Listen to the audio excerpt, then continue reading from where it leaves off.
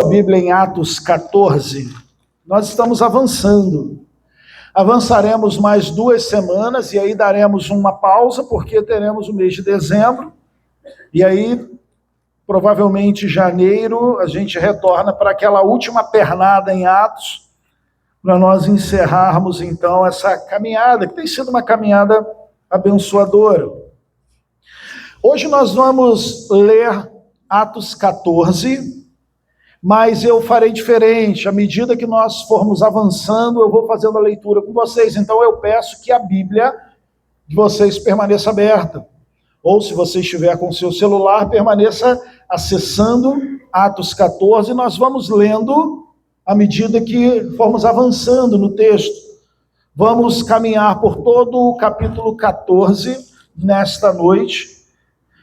E este capítulo é o trecho final da primeira viagem missionária de Paulo. Então, nos últimos 3 domingos, nós fizemos a jornada da primeira viagem missionária de Paulo. Eu vou ler até o versículo 7, nós vamos orar, vamos dar início, vamos caminhando à medida que formos avançando na exposição. Em Icônio, Paulo e Barnabé também foram à sinagoga judaica e falaram de tal modo que muitos creram, tanto judeus quanto gentios. Alguns dos judeus que não creram, porém, incitaram os gentios e envenenaram a mente deles contra Paulo e Barnabé. Ainda assim, os apóstolos passaram bastante tempo ali, falando corajosamente da graça do Senhor, que confirmava a mensagem deles, concedendo-lhes poder para realizar sinais e maravilhas. Com isso, o povo da cidade ficou dividido. Alguns tomaram partido dos judeus e outro dos apóstolos. Então, um grupo de gentios, judeus e seus líderes resolveram atacá-los e apedrejá-los. Quando os apóstolos souberam disso, fugiram para a região da Licaônia, para a cidade de Listra e Derbe e seus arredores, e ali anunciaram as boas novas. Feche seus olhos, vamos orar. Senhor Deus, muito obrigado, Pai, por esta noite, pela igreja reunida. Obrigado, Pai, porque temos a certeza que o Senhor está aqui e pedimos, certos da sua presença, a iluminação do Espírito Santo sobre os nossos corações. Que a nossa cegueira, que a nossa surdez espiritual, que o nosso coração endurecido seja quebrado nesta noite. E que o Evangelho possa penetrar em nossas vidas e transformar as nossas vidas. É isso que nós te pedimos, em nome de Jesus. Amém. Imagine uma cena muito comum nos dias de hoje. Na verdade, uma cena muito comum em todas as épocas. Mas hoje nós temos visto muito isso. Um jovem ou uma jovem posta um vídeo lá na rede social. Em poucos dias, esse vídeo explode em visualizações. Então tem centenas de milhares de visualizações desse vídeo. Aí tem um termo para isso, né? Um termo moderno para isso. O vídeo se tornou viral. Como um vírus, ele se espalha e muitas pessoas têm acesso. Algumas empresas, então, marcas, começam a procurar essa jovem. Convites surgem, seguidores começam a tratar esta jovem como uma espécie de deusa moderna, uma divindade. A imagem dela começa agora a ser cultuada, vira referência entre os jovens, influencia a cultura à sua volta. Só que um tempo depois, algo dá errado. Porque em um próximo vídeo, uma fala mal interpretada, um posicionamento diferente daquilo que é politicamente correto, faz com que os mesmos que adoravam agora comecem a atacar impiedosamente. Em questões de dias, o amor virou ódio.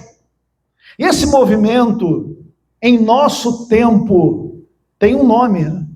E este nome é cancelamento. As pessoas vivem preocupadas em serem canceladas, que é esse movimento, né? De pessoas avançarem, e aqui nós estamos tratando a nível tecnológico, a nível digital, mas as pessoas atacam, ameaçam, e querem desacreditar o discurso. Pensando em cancelamento, um site de pesquisa da internet, o Wikipédia, ele diz que o cancelamento é um fenômeno moderno. Mas quando nós olhamos para Atos 14, nós vemos que não. O texto que nós lemos e continuaremos lendo, né, ele vai nos mostrar que essa ideia de cancelamento sempre houve. A diferença é que na época de Paulo isso era chamado de apedrejamento, e era literal.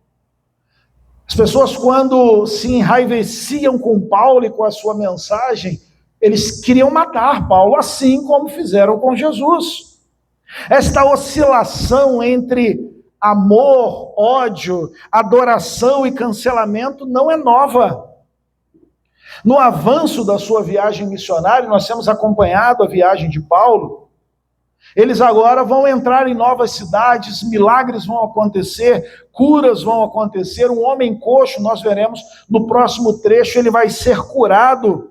E o povo de Listra, então, vai olhar para Paulo e Barnabé e vai dizer: estamos diante de Zeus e de Hermes, dois deuses, com D minúsculo, tá? Dois deuses com D minúsculo. Eles vão vir querendo adorar, trazem flores e até mesmo animais para sacrificar. Só que pouquíssimo tempo depois, os mesmos que estavam ali exaltando Paulo e Barnabé agora apedrejam Paulo e Barnabé. Antes de Paulo, nós vimos isso com Jesus. A mesma multidão que balançava as palmas e cantavam, né? Bendito aquele que veio em nome do Senhor, era a mesma multidão que dias depois estava gritando: crucifica-o, crucifica-o. Seguiremos então Paulo e Barnabé para Icônio, Listra e Derbe, e veremos o que o Senhor ele deseja nos ensinar e como a palavra vai nos confrontar nessa noite. Então, primeira parada, vamos com eles para Icônio, que é exatamente o texto que nós acabamos de ler. Eles chegam nessa cidade, pregam o evangelho, e é sempre o mesmo padrão, tá, gente? Paulo chega com um companheiro, agora é Barnabé, depois vai ser Silas, Timóteo, Tito, e ele procura a sinagoga, ele vai lá e ele conversa, ele prega. Normalmente algumas pessoas aceitam a mensagem, outras não, ele é rejeitado e então ele vai para os gentios. Esse era um movimento muito comum para Paulo. Mas nessa cidade, eles vão pregar e um grande número, o texto disse aqui, um grande número creu na mensagem de Paulo. Mas a grande questão é que sempre que o evangelho é anunciado, algo precisa ficar claro. Sempre que o evangelho, isso vai acontecer hoje, aqui. Isso vai acontecer hoje aqui. Você só não sabe, você e eu, nós não conseguimos olhar para corações. O Espírito Santo que está aqui, sim. Mas preste atenção, todas as vezes que o evangelho é pregado, algo precisa ficar claro. A palavra, ela força uma resposta. A palavra, ela nos confronta a dar uma resposta à mensagem que está sendo pregada. Seu anúncio nunca é neutro. O anúncio do evangelho, ele nunca vai ser anunciado e vai manter as pessoas em cima do muro. Há a necessidade, ele força, ele nos pressiona a uma resposta. Ele é a espada que penetra, que confronta e que divide, e é isso que acontece na cidade de Icônio. Claro que o que nós vamos ouvir neste tempo presente, é discursos como: se a sua pregação for verdadeira, todos irão aceitar e amar você. E nós sabemos que esse é um discurso falso, queridos, é o contrário. Se a sua mensagem for verdadeira, as pessoas, elas não vão te amar, porque o evangelho requer resposta. O evangelho, eu volto a dizer, nos pressiona. Pastor Paul Walsh diz: nós não vamos conseguir manter a tecla mudo por muito tempo. Em algum momento nós teremos que nos posicionar ou a favor do evangelho ou contra ele. Essa é a grande questão e é isso que acontece. A palavra, por sua natureza, chama o homem a abandonar a sua autonomia.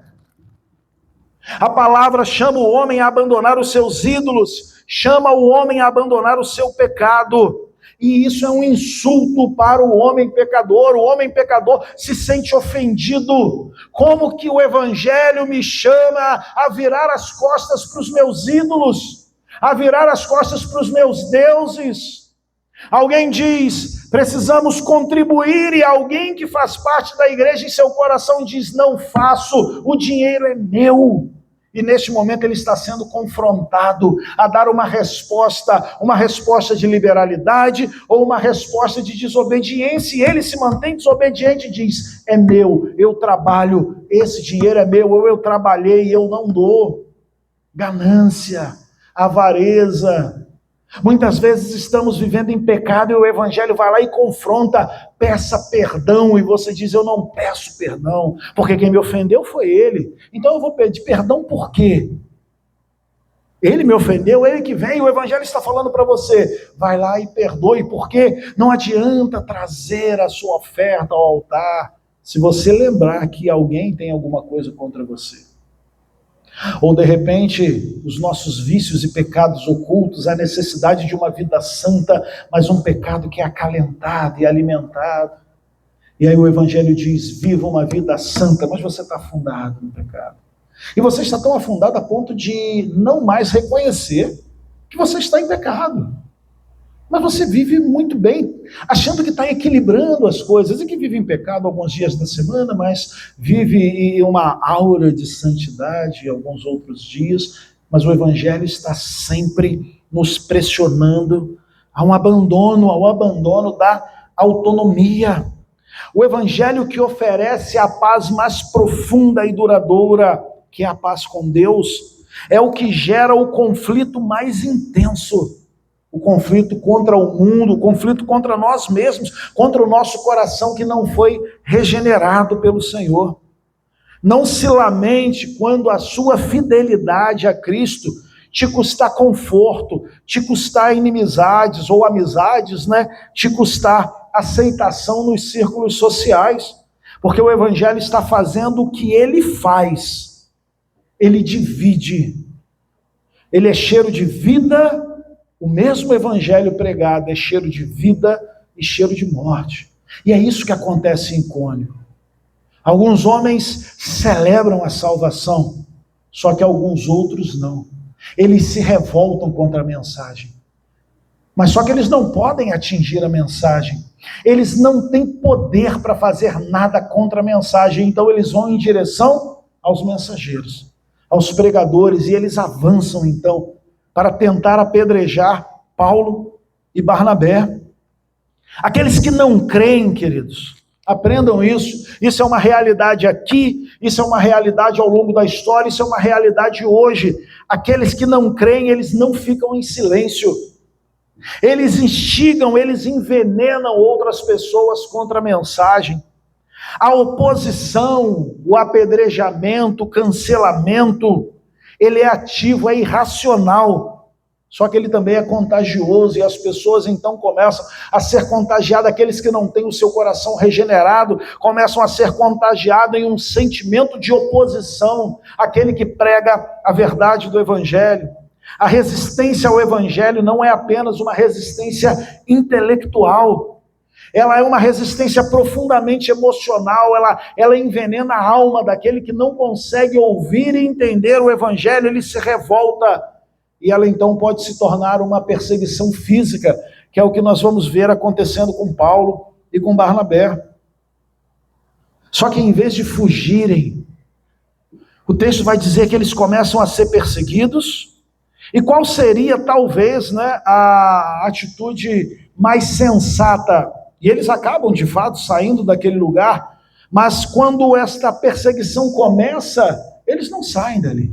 Eles continuam, mesmo correndo riscos, mesmo passando por perigos, eles continuam ali. Eles continuam ali exatamente para poder pregar o evangelho. E o que o texto diz? Que o Senhor, ele vai confirmar a mensagem com sinais e maravilhas. Milagres começam a acontecer por intermédio da vida de Paulo e Barnabé. Deus começa a se manifestar através da vida desses dois homens. Ao invés de fugirem, eles vão demonstrar ousadia e eles continuam pregando o evangelho mesmo vivendo esses momentos de perseguição. E por quê, queridos? Porque o Senhor estava aprovando isso. Porque o Senhor estava agindo através deles.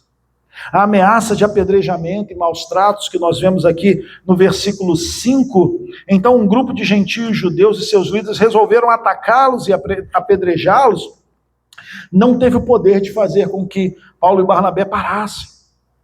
A falsa solução aqui, quando nós pensamos em segurança, né? Evangelho, pare de sofrer. Evangelho é viver uma vida boa. Evangelho é viver uma vida segura. Evangelho é viver uma vida em que todas as pessoas vão te amar. Evangelho é viver uma vida onde tudo na sua vida vai dar certo. São mensagens mentirosas, que nada tem a ver com o Evangelho.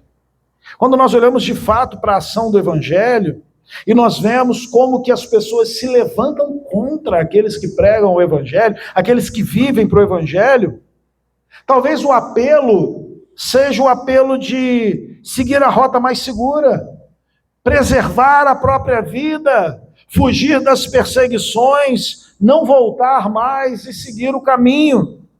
Mas essa é a falsa solução. Uma falsa solução que é colocada por aqueles que desejam apenas ter segurança, para aqueles que não entenderam o Evangelho, para aqueles que não entenderam que o Evangelho, ele pressupõe perseguição, até mesmo numa situação extrema, a morte. A verdadeira segurança e o conforto não está na ausência de perigos, mas na presença do Senhor em meio ao perigo. Por isso que Paulo e Barnabé, eles continuam ali.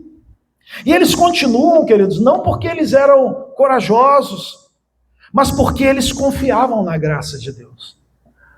Porque eles conheciam e confiavam na graça, então eles avançam pregando o Evangelho. Eles avançam sendo instrumentos de Deus dentro desta comunidade. A saída estratégica, aí ela acontece no versículo 6, não é uma desistência, mas eles agora vão para um outro campo, e no final eles voltam e passam por ali, fortalecem a igreja, instituem presbíteros. O que esse primeiro ponto, então, ele nos confronta? A sermos cristãos que conhecem a graça de Deus e que confiam na graça de Deus. Porque nós fomos influenciados, queridos, por esta ideia de um evangelho que vai nos levar nesta terra a viver em mil maravilhas. Sou cristão, não vivo problemas financeiros, não tenho doenças, minha família é feliz, meu carro não quebra, não sou mandado embora do emprego, porque eu sou cristão. Uma falsa, uma ilusão de um evangelho que não é o evangelho bíblico. Nós veremos o que Paulo vai dizer mais para o final, que expressa com muita clareza o que é viver o evangelho. Mas o confronto, então, é: conheça a graça de Deus, confie na graça de Deus, e mesmo em meio aos problemas e perseguições, permaneça firme, persevere, porque nós retrocedemos com muita facilidade, nos cansamos com muita facilidade, até começamos com uma certa motivação, e eu digo da minha parte, tá, irmãos? Eu não estou apontando para vocês, estou dizendo, eu começo muitas tarefas com uma motivação grande, e as dificuldades vêm, sempre vêm. E por vezes desisto e retrocedo. Só que eu tenho certeza que você também. Porque não conhecemos a graça, talvez porque a gente não confia na graça.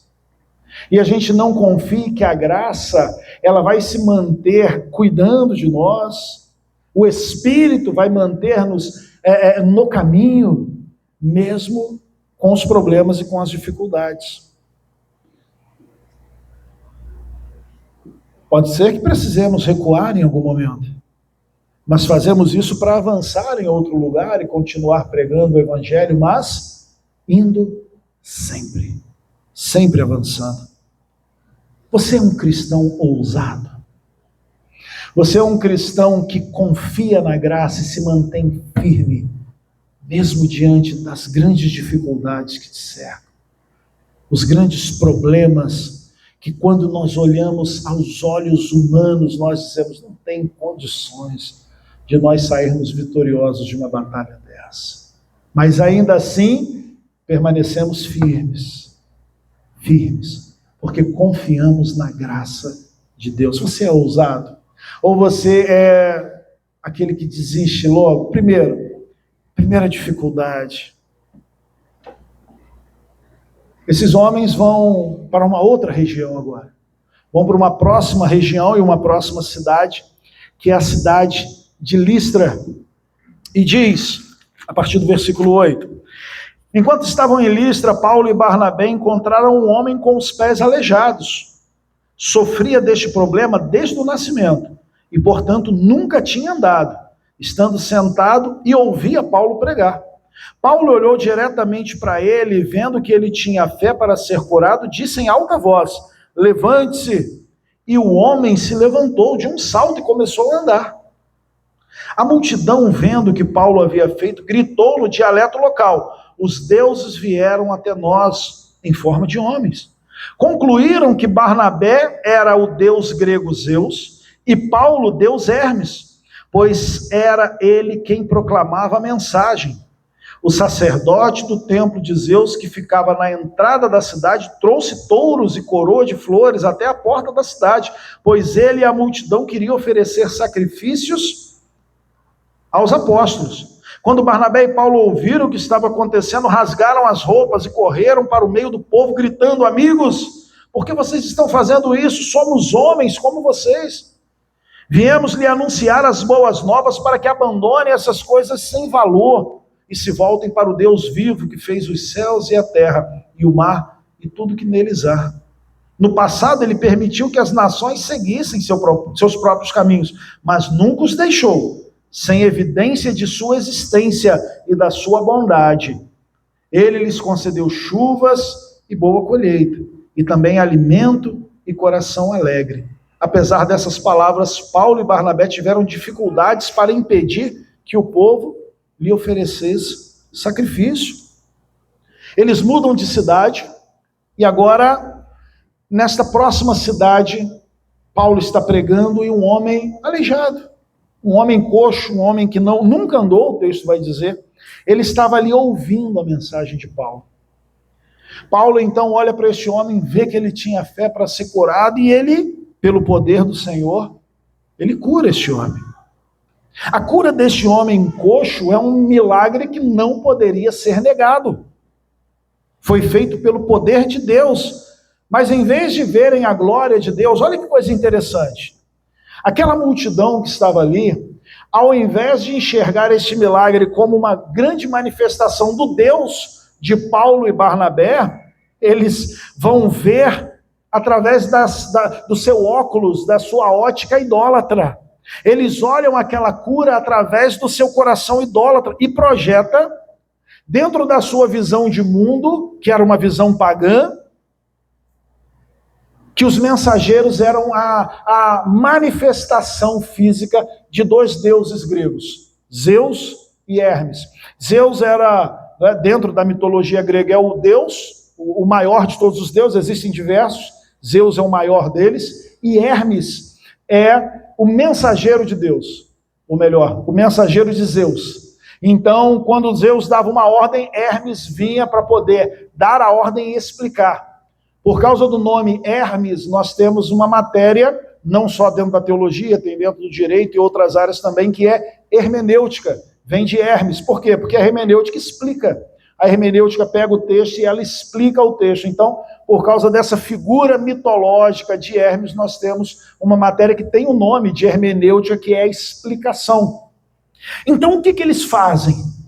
Você percebe que chega Paulo e Barnabé, eles começam a pregar. Está pregando sobre um Deus que não é o Deus deles. É algo diferente que eles estão pregando. E agora, para validar aquela mensagem, o próprio Deus vai fazer um milagre ali.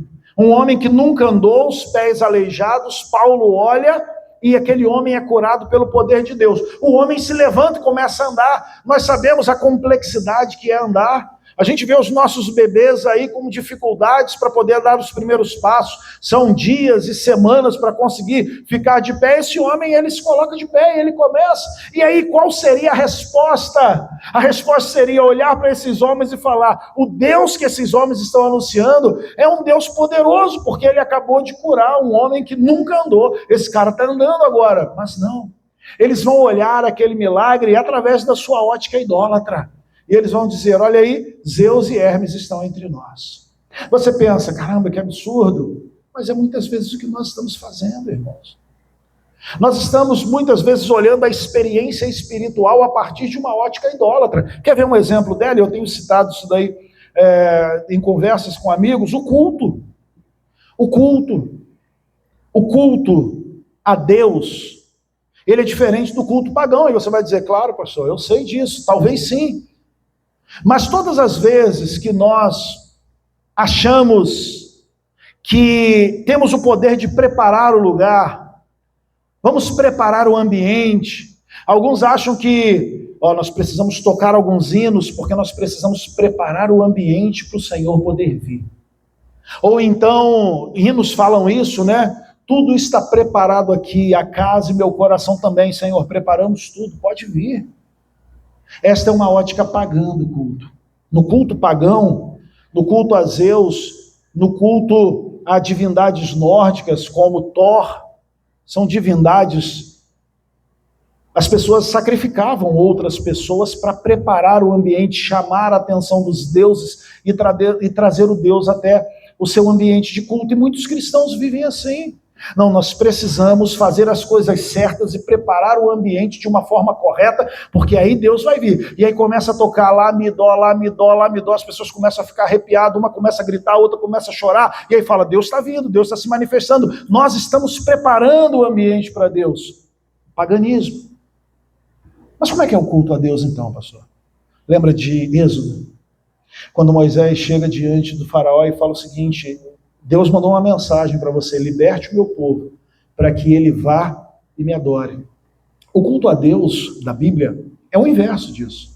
Não é o homem que prepara o ambiente, é Deus que prepara tudo. E aí o que nós estamos fazendo aqui hoje? Nós estamos atendendo o convite de Deus. Deus disse: venham e me adorem.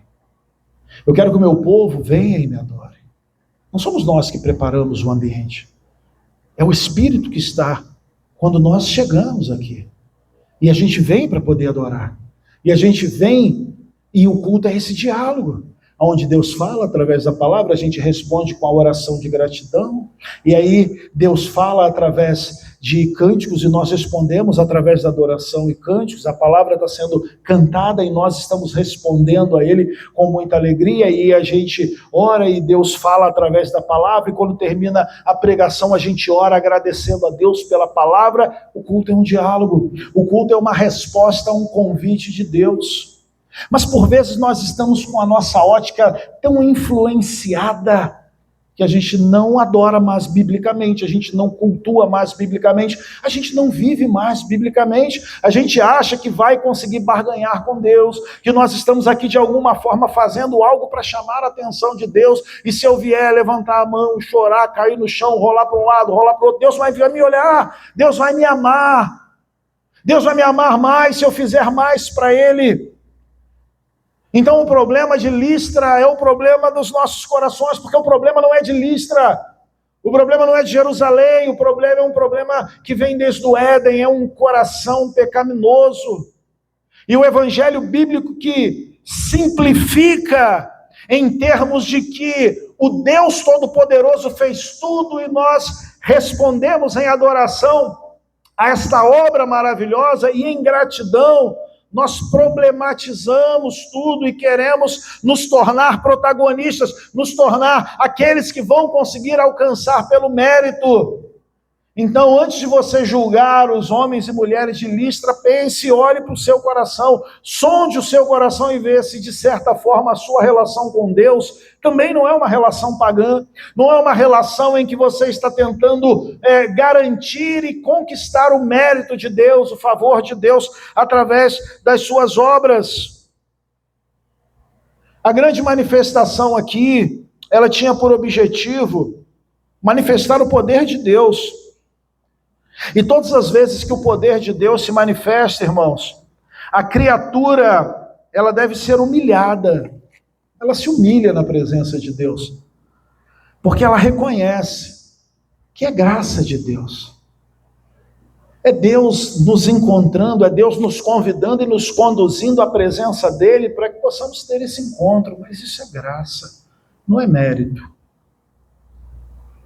Só glorificamos a Cristo quando a nossa identidade está firmada nele, e não no que nós fazemos, porque quando a nossa identidade está firmada naquilo que a gente faz, quando nós nos definimos pelo que nós fazemos, a glória é nossa. Toca teclado, e você está tocando teclado, e de repente a igreja começa a ser tocada, e ela começa a cantar com alegria, ou cantar com lamento e pranto e chorar. E se você sabe que você é só um instrumento, como Lutero dizia, um saco de pó e vermes, você diz, Deus seja glorificado.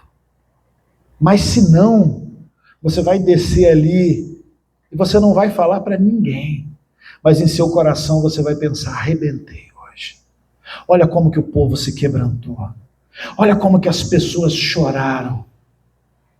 Porque todas as vezes que a nossa identidade ela está firmada em nós, naquilo que nós fazemos, nós achamos que a glória deve ser nossa. E aí a gente se alegra, né? Quando alguém vem, bate no nosso ombro e fala o seguinte, poxa, tocou muito bem hoje. E você fala, eu sabia, tá vendo? Eu fiz. E olha como a igreja foi quebrantada.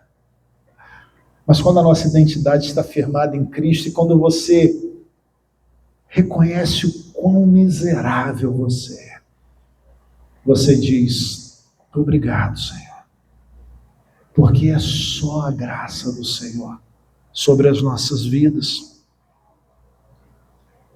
A reação de Paulo diante dessa investida idólatra e pagã, deles virem e eles dizerem, olha, é Zeus e Hermes que estão aqui. Automaticamente o sacerdote de Zeus já fica sabendo disso, traz bois, traz flores para poder sacrificar os bois, honrar a vida desses dois homens. A reação de Paulo, irmãos, e a reação de Barnabé é a reação que nós devemos ter todas as vezes. Ao verem o sacerdote de Zeus, eles têm uma atitude, né? A atitude do sacerdote, ela é dramática, né? Ele já vem trazendo assim os sacrifícios para poder matar e louvar a vida desses dois homens, e essa não vai ser a última vez que Paulo vai ser confundido com uma divindade. Mas agora a atitude de Paulo e a atitude de Barnabé chama as nossas atenções, né? Eles rasgam as suas vestes. Eles vão rasgar as vestes. Essa não é uma atitude de raiva, tá? Eles não estão enraivecidos, e aí eles ficaram com tanta raiva que eles rasgaram as vestes. Essa é uma atitude de luto. Essa é uma atitude de repúdio à blasfêmia. Eles estão repudiando a blasfêmia, ao paganismo daqueles homens, à falta de visão daqueles homens. Deus estava se manifestando diante deles e eles não conseguiam enxergar. Assim como Deus se manifesta todos os domingos através da palavra, e muitos não enxergam e mantêm os seus corações endurecidos. Eles vão gritar, irmãos, por que vocês estão fazendo essas coisas? Nós também somos homens sujeitos aos mesmos sentimentos que vocês. Mas talvez você pense assim, pastor, um pouquinho de exaltação não faz mal. Porque nós temos que olhar o coração. Às vezes o coração é sincero e aí a exaltação vem e não tem problema com isso. Paulo e Barnabé vão nos ensinar que sim, tem. A falsa solução, né, para esta autoexaltação é uma soberba disfarçada de modéstia, né? Não, eu fiz para Deus, mas o coração tá. Fui eu. Deus, o Senhor faz, mas nessa noite eu também fui usado pelo Senhor. Paulo não, ele rasga as suas vestes. Barnabé rasga. Nós somos homens iguais a vocês. O Evangelho, irmãos, é o poder que flui através da fraqueza assumida. O Evangelho vai fluir através daqueles que se reconhecem fracos, daqueles que se reconhecem incapazes. Bem-aventurados pobres de espírito, Sermão do Monte, a pobreza que é uma total falência. Bem-aventurado aqueles que reconhecem que faliram. Sempre. Bem-aventurado aqueles que estão completamente falidos, que sabem que estão falidos. A fraqueza, a nossa fraqueza, ele é exatamente aquilo que evidencia o poder e a graça do Senhor, porque homens e mulheres fracos não têm poder, é o poder de Cristo agindo através das suas vidas. Agora, quando o nosso ego começa a inflamar, nós precisamos nos lembrar, somos apenas homens, somos apenas mulheres, sujeitos às mesmas fraquezas. Devemos rasgar as vestes das nossas vaidades, queridos, porque o único digno de adoração é o nosso Deus. Ele vai repreender então esses homens, e após repreender esses homens, dizendo, né, olha, nós somos homens igual a você, ele vai dizer, nós viemos aqui, nós estamos aqui para que vocês se convertam, para que vocês abandonem o paganismo, para que vocês abandonem a idolatria. E como ele vai evidenciar isso? Ele vai dizer, olha, Deus chegou até vocês, mas ele sempre esteve dando indícios da sua existência. Ele dava chuva, ele cuidava de vocês. E aqui ele vai tratar da revelação geral, né? Cai chuva sobre justos e injustos, a própria criação declara a existência de um Deus. Todo homem chegará indesculpável diante do Senhor. Por quê?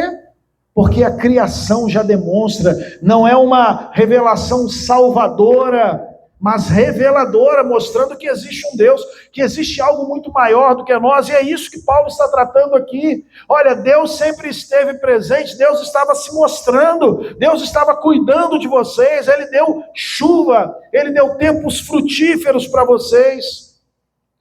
O que Paulo estava dizendo para esses homens? Deus é o sustentador de todas as coisas, e é Ele quem deve ser adorado, não o homem, não a própria criação.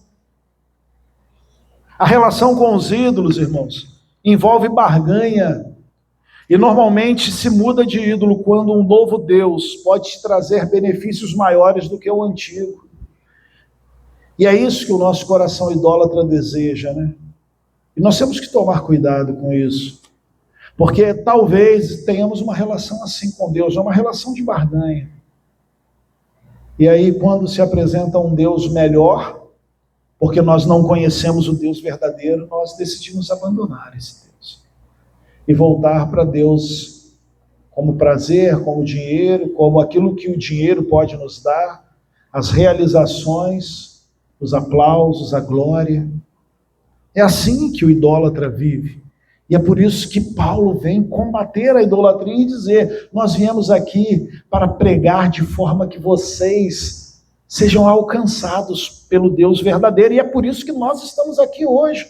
O evangelho permanece sendo pregado todas as semanas para que corações sejam alcançados, corações que já foram alcançados sejam lapidados, vidas que foram alcançadas sejam trabalhadas, equipadas e que vão e preguem o evangelho para que outros ouçam, para que outros sejam alcançados. Por isso devemos vigiar os nossos corações, porque muitos tentam se relacionar com Deus dessa forma pagã, tentando fazer por merecer. Cuidado, irmãos. Sonde o seu coração. Pergunte ao seu coração, pergunte à sua alma, né? O que te traz alegria? O que te sustenta? O que te traz paz e contentamento? E a resposta é: se não for Cristo, você está adorando um ídolo. Talvez seja o dinheiro, a profissão, os bens, a família, os filhos. Vou repetir. Sabe quando o salmista diz: por que estás abatido, ó minha alma? Por que te perturbas dentro de mim? Um diálogo com a alma, né? Espere em Deus. A nossa aqui hoje é: minha alma, o que te alegra? O que te deixa feliz? O que te deixa animada? O que te deixa com contentamento? A resposta é, irmãos, se não for Cristo, a sua relação está errada. Entenda isso. Você entende como que o evangelho nos espreme contra a parede? Como o evangelho ele exige uma resposta? Ele está exigindo uma resposta agora de nós. Porque quando eu digo pergunte a sua alma, você já sabe o que alegra a sua alma. Eu não sei o que alegra a sua alma, mas você sabe. E no momento que você sentado nessa cadeira, você reconhece que o que não alegra a sua alma é Cristo, o evangelho está te esmagando e dizendo: reconheça e se arrependa. E essa é a beleza do evangelho. Porque se você reconhecer que não é Cristo, mas se arrepender, você pode ser transformado. Mas como eu disse, ele exige uma resposta, e talvez a resposta seja: eu vou continuar com os meus ídolos. Eu vou continuar com essas coisas que me fazem bem, que me trazem alegria. Mas são uma alegria, e você sabe, eu sei, momentânea. Qual o resultado disso então? Versículo 19.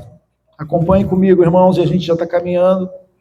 Então, alguns judeus que chegaram de Antioquia, nós vimos Antioquia semana passada, esse pessoal seguiu, saiu de Antioquia, foi para Icônio, lá em Icônio ouviram sobre os 2 pregadores, esses agora estão em Listra, então esses homens se juntam com o pessoal de Icônio, vai para Listra, e eles chegam em Listra. Então alguns judeus chegaram de Antioquia e Icônio e instigaram a multidão. O que a multidão fez? Apedrejaram Paulo e o arrastaram para fora da cidade, pensando que ele estivesse morto.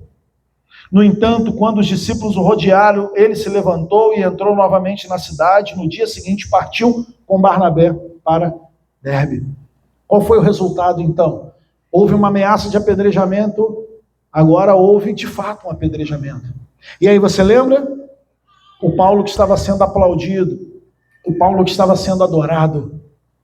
Agora, o mesmo Paulo que estava sendo adorado por essa multidão, está sendo apedrejado por essa multidão. Decidiram cancelar Paulo. De fato, cancelar o CPF de Paulo. Vamos matar Paulo. Vamos acabar com esse cara. Mas eles estavam dizendo que Paulo era a encarnação ali, era a representação de Hermes, um deus. Agora não mais. E eles estão prontos a pegarem pedras e lançarem pedras, tentando matar Paulo. A vida cristã, irmãos, uma vida cristã fiel, é cheia de tribulações, cheia de dificuldades e problemas. Ser um cristão é viver dificuldades, problemas, não só questões externas, a luta contra o diabo, a luta contra o mundo, por vezes problemas dentro da comunidade, não estamos isentos disso, mas também questões internas, a luta contra o pecado, a nossa fraqueza e por vezes a nossa falta de perseverança, A vida cristã é uma vida cheia de tribulações e de problemas. Por isso que o discurso do pare de sofrer não cola, não é bíblico, porque é o contrário. É o contrário disso. A dor faz parte do caminho. A dor é o caminho necessário para o reino de Deus. Mas somos sustentados pela graça e pela glória de Cristo, mesmo em meio à dor. Porque os textos como esses são tão importantes? Por que nós precisamos olhar com carinho, com devoção, para textos como este? Porque a nossa geração é viciada em conforto. A nossa geração ela é totalmente avessa, contrária ao confronto. Se algo é difícil, é melhor desistir. Se a relação aperta, a gente cancela. Se o trabalho exige demais, a gente busca algum tipo de atalho, a gente chuta o balde, a gente sai fora. Se o evangelho cobra, a gente deixa a igreja, deixa o evangelho, deixa tudo e vai embora. A ideia desta geração é: o bom é fácil. O bom é fácil, é o ar que essa geração respira. Se tem problema, tem dificuldade, tem luta, tem choro, tem dor, eu estou saindo fora. Por quê? Porque há um ídolo, e este ídolo é o conforto. É claro que nós não vamos viver confortáveis nesta vida, queridos. É claro que o ministério não é confortável. É claro que a membresia de uma igreja não é confortável. Ela requer compromisso, ela requer perseverança, requer luta, requer perdão. Assim como a vida familiar, assim como a vida profissional. Nada é fácil. As coisas são difíceis, dolorosas. Mas este ídolo do conforto, este ídolo da facilidade, esta crença de que sofrimento é sinal de que algo está errado, ou com a gente, ou com Deus. Ah, o meu pneu furou indo para o trabalho, aí ó, o diabo está enfurecido e Deus está pesando a mão sobre mim. Olha aí, Deus está pesando, estou doente, Deus está pesando a mão. Tudo é Deus pesando a mão. Tem algum problema com Deus, tem algum problema com a gente, mas sofrimento é sempre algo terrível, é sempre algo avesso a esse desejo por conforto, por facilidades. A falsa solução então é buscar uma fé sem perdas. E as pessoas então começam a buscar portas que estão abertas, oferecendo uma fé sem perdas, um cristianismo que não tem a cruz, um evangelho que garante prosperidade sem conflito, uma graça barata. É por isso que nós vemos um êxodo a lugares aonde está dizendo: venha, aqui tem saúde, dinheiro, prosperidade, aqui não tem problema, nem dificuldade. E a gente fica triste, porque tantas pessoas se enganam com esse tipo de mensagem. Enquanto o evangelho, ele está dizendo o seguinte, o próprio Paulo vai falar isso aqui, né? É por meio de muitas tribulações. É necessário que passemos por muitas tribulações para entrar no reino de Deus, Paulo vai dizer. O que Paulo faz, depois de ser apedrejado, ser dado como morto, é se levantar. E ele volta para a cidade. Junta com o povo, pega a comitiva, encoraja a igreja, vai para a próxima cidade. Não volta para Antioquia, igual João Marcos, vimos semana passada. Não volta para Jerusalém, ele segue a missão. Ele passa para a próxima. Ele continua pregando o evangelho. E agora eles vão para Derbe, eles vão lá e pregam o evangelho. Agora entenda uma coisa, da mesma forma que a sua identidade ela não pode estar firmada em você, a sua identidade não pode estar firmada nas pessoas.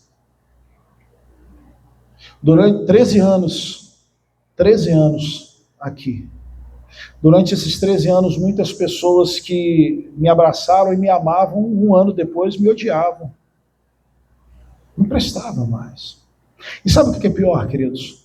Algumas pessoas que estão aqui agora, que me amam, daqui a 2 anos vão me odiar. É só tocar no ídolo de uma forma mais incisiva.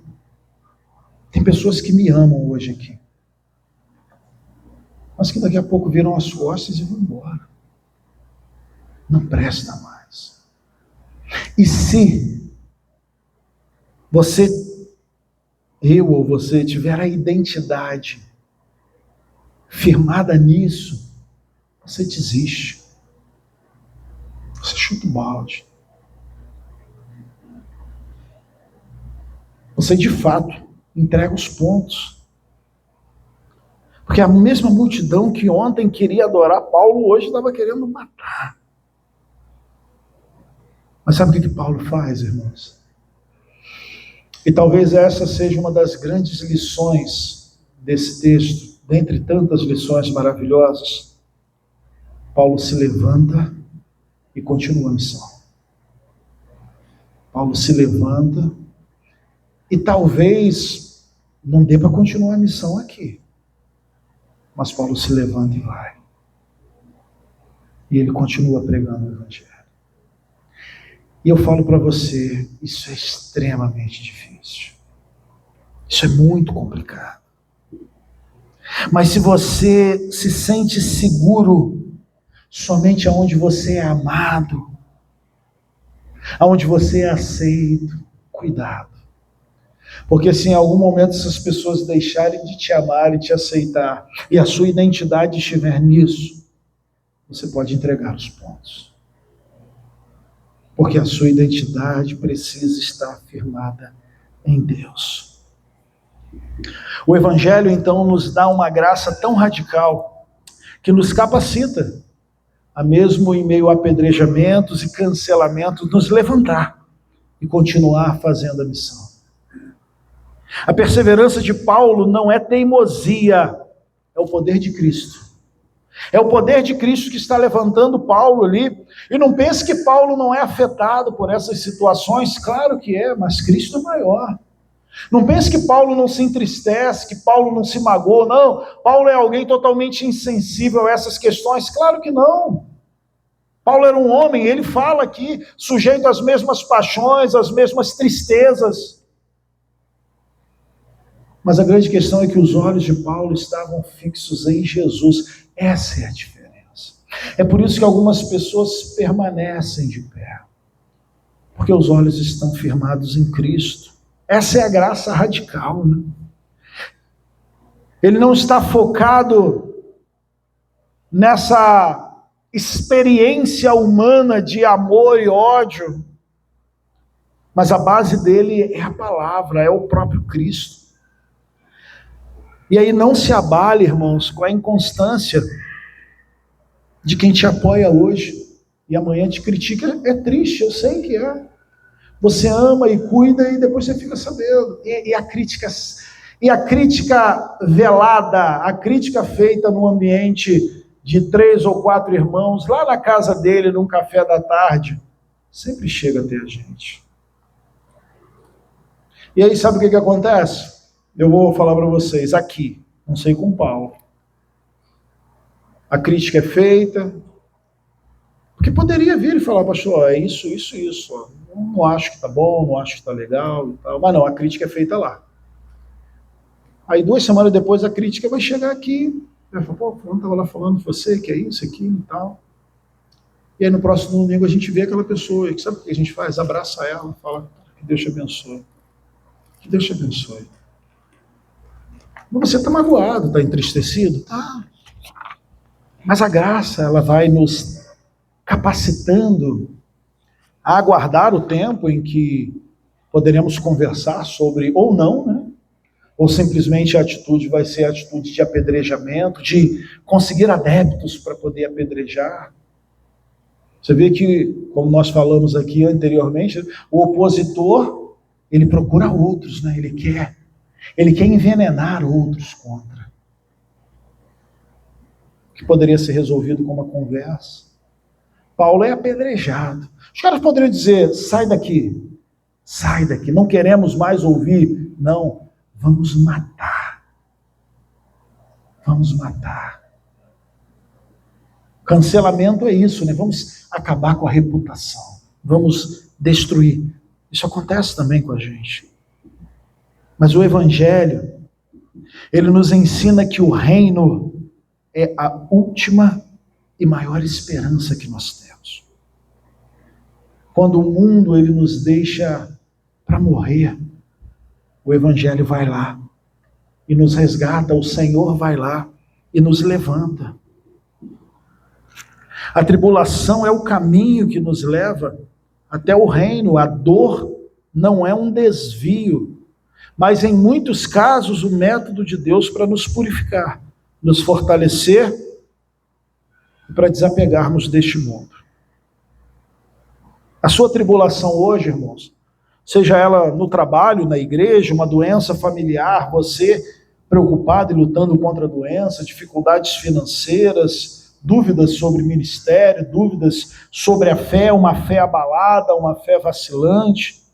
Tudo isso é, na verdade, uma ferramenta de Deus para confirmar a sua alma e te fazer ansiar mais pelo reino, se revelar a você. Então não fuja, permaneça. Não fuja, permaneça.